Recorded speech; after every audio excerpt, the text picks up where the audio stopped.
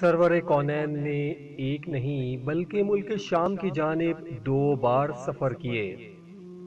پہلا سفر آپ نے اپنے چچا کے ہمراہ کیا، لیکن اس وقت یہ سفر بطور تاجر نہیں تھا بلکہ آپ محض تجارتی تجربات کے لیے اپنے پیارے چچا کے ہمراہ روانہ ہوئے، اور اسی سفر میں بحر راہب والا مشہور قصہ بھی پیش آیا تھا، جس کے کہنے پہ آپ کے چچا جناب ابو طالب نے آپ کو حفاظت کی خاطر واپس مکہ روانہ کر دیا تھا۔ ملک شام کی جانب دوسرا سفر۔ آپ نے بطور تاجر حضرت ختیجۃ الکبریٰ کا سامان لے کے دوسرا سفر کیا۔ المختصر یہ کہ جب آپ 25 برس کے ہوئے تو آپ کے چچا نے آپ سے کہا کہ وقت تجارت قریب ہے، چاہو تو ختیجۃ الکبریٰ کا سامان لے جا سکتے ہو۔ وہ نیک سیرت خاتون یقیناً تمہیں اپنے سامان کے ساتھ بھیجنا پسند فرمائیں گی، جبکہ دوسری روایت میں ملتا ہے کہ آپ کا صادق اور امین ہونا اتنا مشہور تھا کہ جناب ختیجۃ الکبریٰ خود یہ چاہتی تھی کہ آپ جیسا صادق اور امین ان کا سامان تجارت ساتھ لے جائے۔ اسی لیے انہوں نے خود حضرت ابو طالب کو پیغام پہنچایا تھا کہ جتنا معاوضہ اوروں کو ملتا ہے، آپ صلی اللہ علیہ وآلہ وسلم کو اس سے دگنا دیا جائے گا۔ چنانچہ حضرت ابو طالب نے فرمایا کہ بے شک یہ وہ رزق ہے جو اللہ نے آپ کی جانب بھیجا، لہذا آپ ختیجہ کے غلام میسرہ کے ساتھ شام کے شہر بصرہ پہنچے، جہاں نستور نامی راہب نے آپ میں نبوت کی علامت پہچان لی، اور آپ کے منع کرنے کے باوجود وہاں کے لوگوں کو آپ کے نبی آخر زماں ہونے کی پیش گوئیاں کرنے لگا۔ اسی سفر میں ایک دوسرا اہم واقعہ بھی پیش آیا تھا۔ جب آپ نے تجارتی سامان فروخت کر لیا تو ایک شخص سے کچھ بات چیت بھی بڑھ گئی۔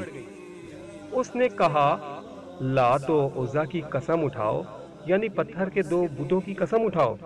تو آپ صلی اللہ علیہ وآلہ وسلم نے فرمایا، میں نے کبھی ان دونوں کی قسم نہیں اٹھائی، میں تو ان کے پاس سے گزرتے ہوئے بھی منہ موڑ لیتا ہوں۔ اس شخص نے یہ بات سن کے کہا، حق بات تو یہی ہے جو آپ کہہ رہے ہیں۔ پھر اس شخص نے بھی میسرہ سے مخاطب ہو کے کہا، خدا کی قسم یہ تو وہی نبی آخر زماں ہے جس کی صفات ہمارے علماء کتابوں میں لکھی پاتے ہیں۔ اور اسی سفر میں تیسرا واقعہ یہ بھی پیش آیا کہ میسرہ نے دیکھا جب بھی تیز دھوپ اور گرمی ہوتی تو 2 فرشتے نبی کریم پہ سایہ کرتے۔ آپ صلی اللہ علیہ وآلہ وسلم نے یمن کی طرف بھی 2 سفر کیے ہیں۔ جو تجارتی اسفار نبی سے حضرت ختیجہ سے ہوئے، ان میں 2 سفر یمن کی طرف بھی تھے۔ امام حاکم نے المستدرک میں نقل کیا ہے کہ حضرت ختیجہ نے نبی کو جرش، جو یمن کا ایک مقام ہے، کی طرف دوبارہ تجارت کے لیے اونٹوں کے ساتھ روانہ کیا تھا، جبکہ نبی آخر زمان صلی اللہ علیہ وآلہ وسلم بحرین کی طرف سفر کر چکے ہیں، اور اس کی نشانیاں بھی واضح موجود ہیں۔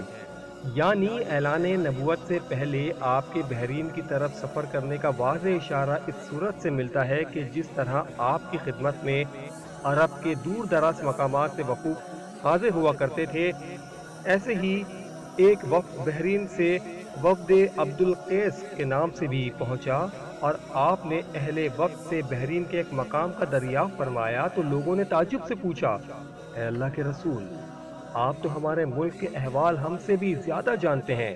تو آپ نے جواب میں ارشاد فرمایا کہ ہاں، تمہارے ملک میں خوب گھما ہوں۔ اور یہ واقعہ آپ کو مسند بن حنبل میں بآسانی مل جائے گا۔